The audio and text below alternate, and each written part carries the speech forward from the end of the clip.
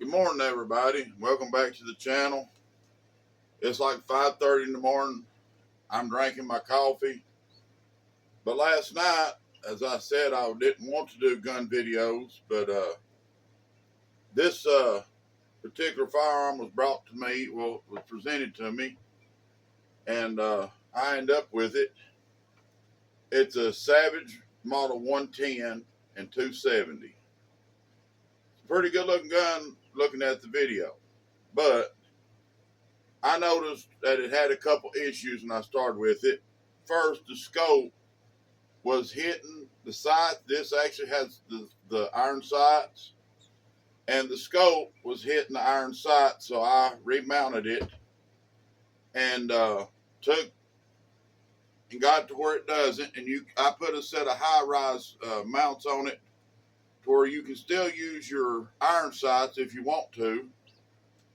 But I'm going to take this back off because I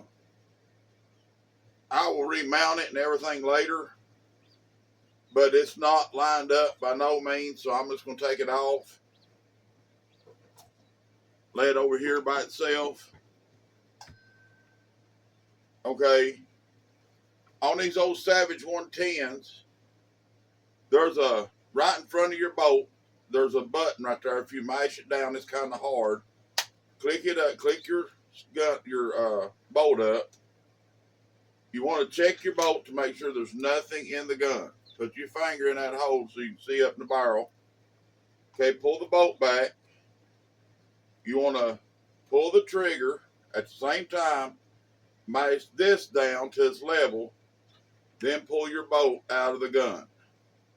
And that way you know there's no way an accident or anything can happen. The gun's unloaded. You can see there's no shells in this gun. Safety first, always safety first.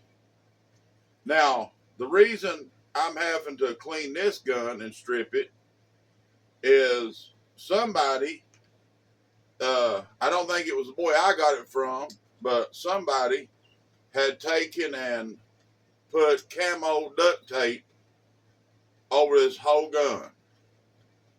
And I'm going to go in. The glue, they took out part of the, they took part of the duct tape off, but they didn't get it all. I noticed there last night, and the glue is everywhere. It's a little hard to see on camera. I can't get that sling bolt loose either. I have to work on that for sure.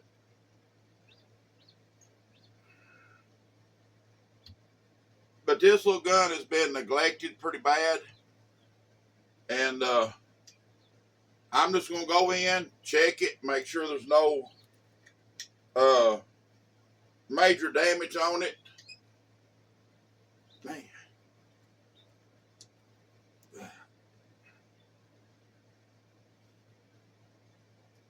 Which I don't think there is, but it's definitely, I mean, even on the wood, let's see if I can get it where you can see it.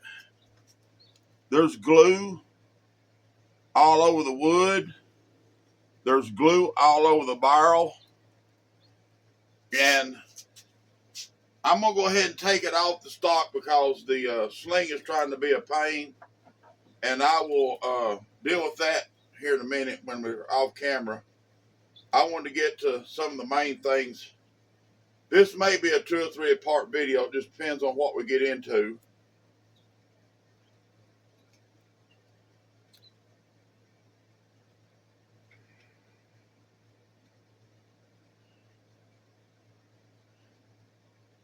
I'm trying to find the one that takes the stock off.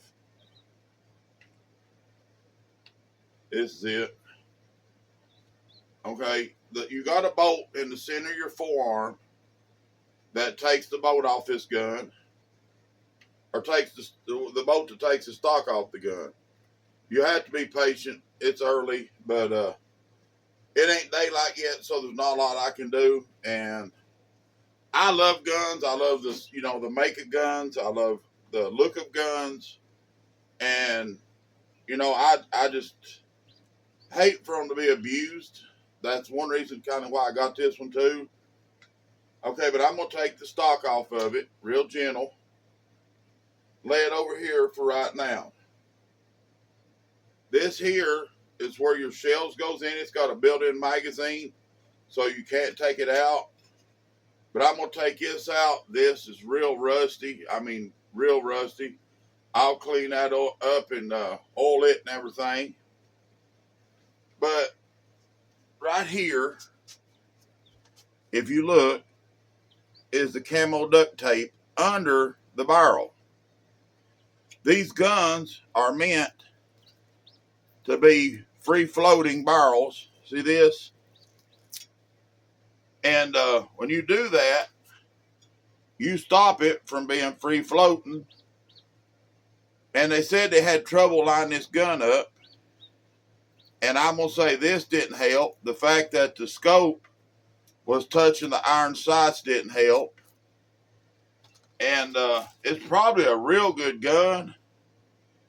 But like I said, it's just been, mistreated a little. But this duct tape, people, please, for the love of goodness, don't put this on your guns. Okay, it does not come off easy. I don't care what the packaging says, and it will pull the bluing off your gun.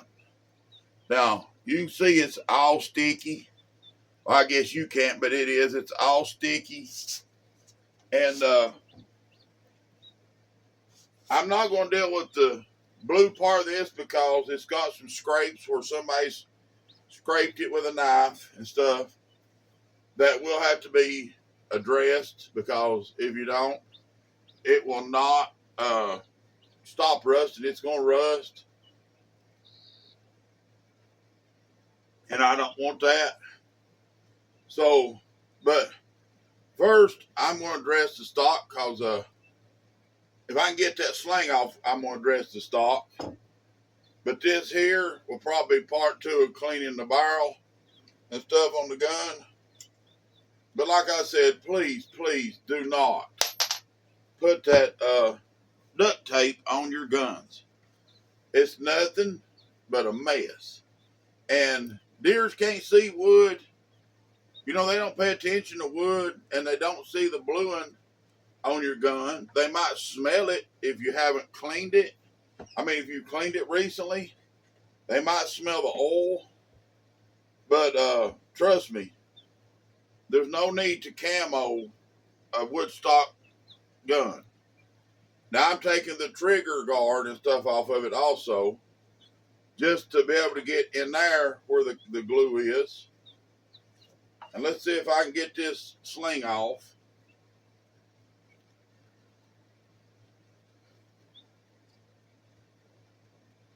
It's getting close. Where's my slip joint pliers? Okay, now, the sling I'm not too worried about, like messing the threads up on. I don't know if it'll go back on there or not.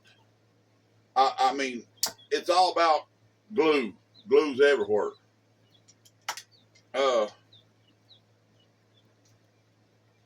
I'm just going to untwist this bolt from the wood till I can address this. See, it ain't that long. But I'm going to go ahead and leave it stuck into the sling until I can get that sling to work the way I want it to. And I'm going to take the front sling off. Okay, it come off. Okay, I'm going to lay this to the side. And because of the fact that it does have glue everywhere, I'm just going to take a small Allen wrench in this little set. It's just a little old pack of Allen wrenches. And I'm going to insert one into this sling hole where you mount your sling, and I'm going to actually remove it from the gun also because it's covered in glue. and I want to be able to get all the glue off of this stock that I can.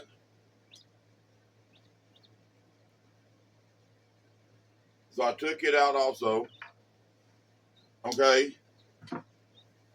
The best substance I have found today is Goof Off. Works the first try professional strength glue remover. It's for stickers and tape and stuff like that. I'm not endorsed by the company or nothing. It's just what I found works best. If you know something that works better, please let me know. But I'm just taking an old shop towel. I'm going to fold it here 2 or 3 times. And I'm going to spray this on the towel, not the stock. I'm going to spray it here on this towel. Give it a pretty good dose of it. This stuff ain't real bad expensive. But if you just sit here and wipe the wood, you can get the glue. It'll peel the glue off of it fairly easy. That's why I want to do it on the first one. Because here in a little while, I'll have to get out and feed and check on critter babies and stuff like that. And I will be posting a video here on the critters. Somebody asked me to, so I will. But I'm going to try to get all the glue and residue of that tape off this stock. And I will examine the stock to see what kind of condition it's in, to see if it needs to be stripped and redone. I've redone several. But, you know, I was sitting there thinking about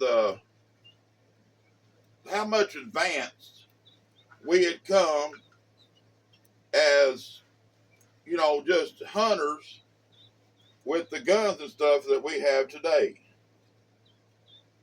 You know, back, I don't know if you've ever shot an old flintlock muzzleloader. I've got a smoothbore flintlock muzzleloader, and I'm gonna say it's pretty old. See, all that glue just come right off. It's got a pretty light spot right here. It's got some dents and stuff. I may show you how to get some of these dents and scratches out and just redo this gun. I know it's an older gun because it's still got sights, and they don't put sights on guns anymore. But back to the subject, you know, if you've ever shot a smoothbore flintlock, you'd do good if they locked you in the barn and shut the doors to shoot and hit the barn. I'm talking about you can shoot at one of them big 5x4 round bales of hay and miss it. And, you know, we took them, we used them to feed our families and stuff and everything like that. And I'm just telling you, I don't see how they did it. I'm telling you, we just starved out. Me being dependent on that old muzzleloader trying to, you know, harvest game. And today, you know, we're shooting, you know, you can get down to a 1/4-inch groove at 100 yards. And, you know, there's none of this, the big flash in front of your face, the big smoke boom on the end and stuff like that. And if you actually look at the way guns has evolved, it's a really interesting story. Even if you're not into guns and, you know, you think guns are the worst thing on earth, but just look at the innovations on guns. It's really a neat thing. And if you get to looking back in the, you know, when people first moved across this country and, you know, the old trappers and stuff went out with them things and they actually made a living in the wilderness with it. And, you know, the Indians was pretty accurate with bows when we was fighting them. I don't see how in the world we won. I'm just telling you, I guess it was just some people learned to shoot them things, or they learned to adjust the sights and stuff to where they could. But I'm just telling you, I'm going to get me another cup of coffee. But I noticed several things, you know, just in the innovation part, we are so far advanced in the modern firearms, and think about it. We still go out today and come home with nothing. You know, some of these old guns will reach out 200-300 yards, 400 if if you take the time and actually learn to shoot the gun. But back in, I'm gonna say 100 yards was boy, that was down a boom shoot.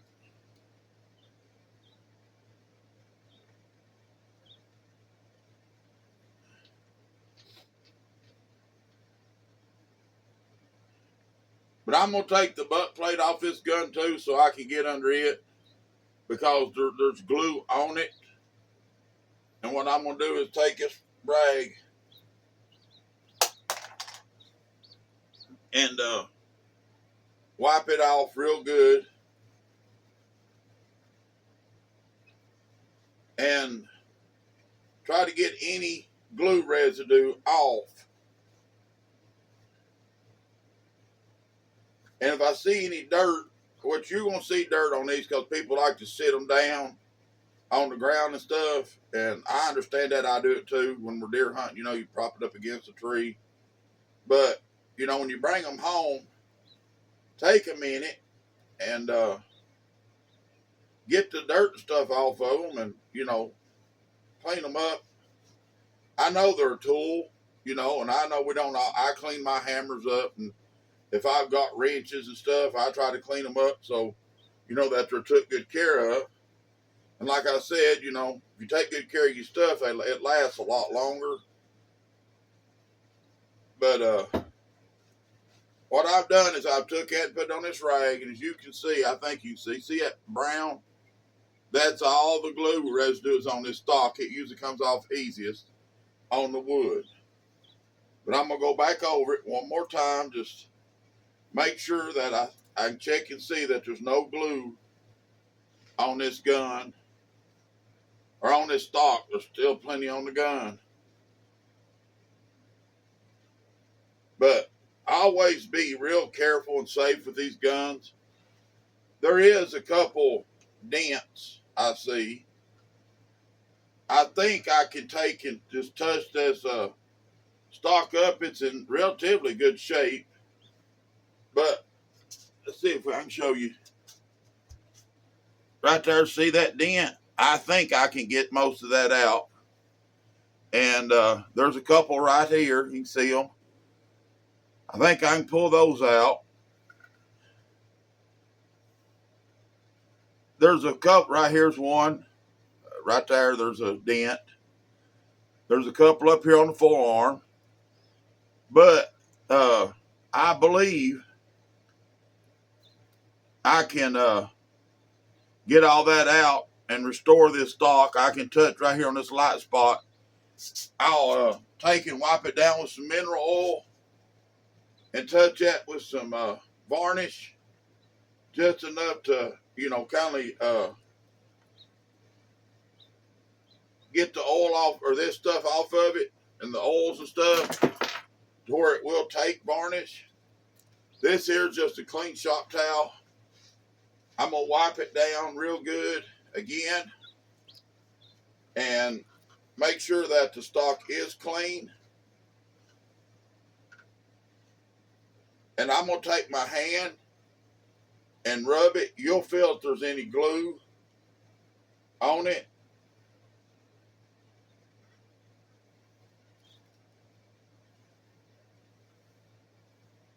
I don't seem to feel none, so it's okay now. I'm gonna go ahead and put the butt plate back on it so there's no oops where those screws go.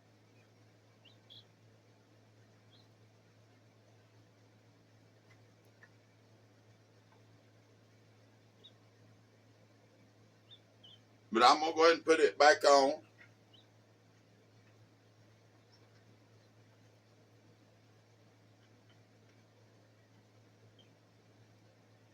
I don't know if you'd call this a restoration, but we're gonna call it saving the 270. I guess is what I'll put on our saving the Savage. I'll probably label it saving the Savage 110E.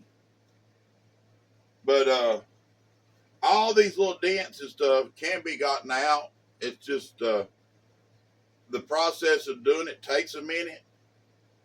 But I believe it, the gun's in pretty good shape. It just ain't been loved like it ought to be, or it ain't been took care of the way it ought to be.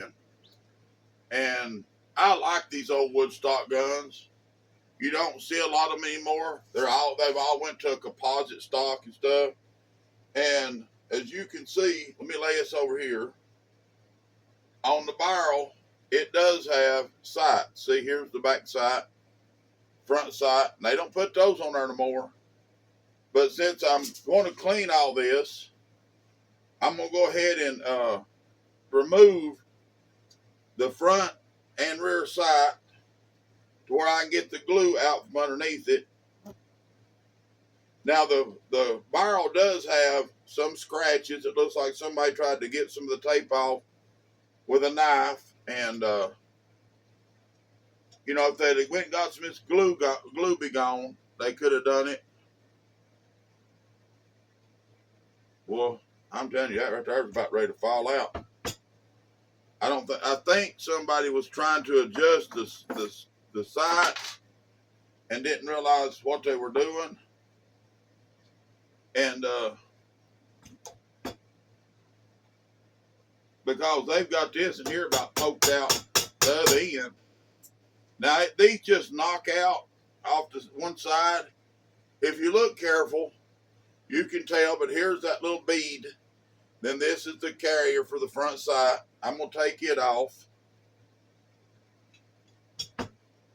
And I will put this back. This is like trying to hold a glue factory, but where'd I put that one screwdriver? Here it is. It's early, people. Be patient. I'm going to go ahead and get all this off the barrel so I can get it clean. We're at about 22 minutes. I'm going to stop at about 25 minutes. And I'm going to remove the scope mounts on the top of the gun so I can get under them and make sure there's no glue and there's no nastiness under them. Even though I had them off yesterday, it's still something you need to do if you're trying to clean up a gun.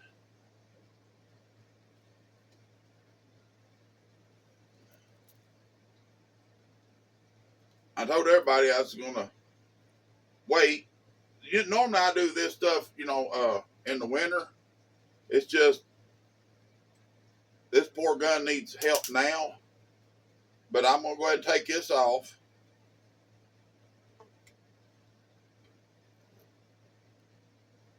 And lay these over here. Now I've got a towel here and I'm laying all these in little separate piles where I know what goes where. That's the main thing is don't get nervous. Don't get tore up or upset. If you know how to take something apart, you can surely put it back together. But you may want, now if you ain't mechanically inclined, don't take on a thing like this. If you got a buddy that does stuff like this, or a local gunsmith, it would probably be best to do that. I'm not a gunsmith. It's just, over my lifetime, I'm 54-year-old, and I think I know everybody's going to frown on this.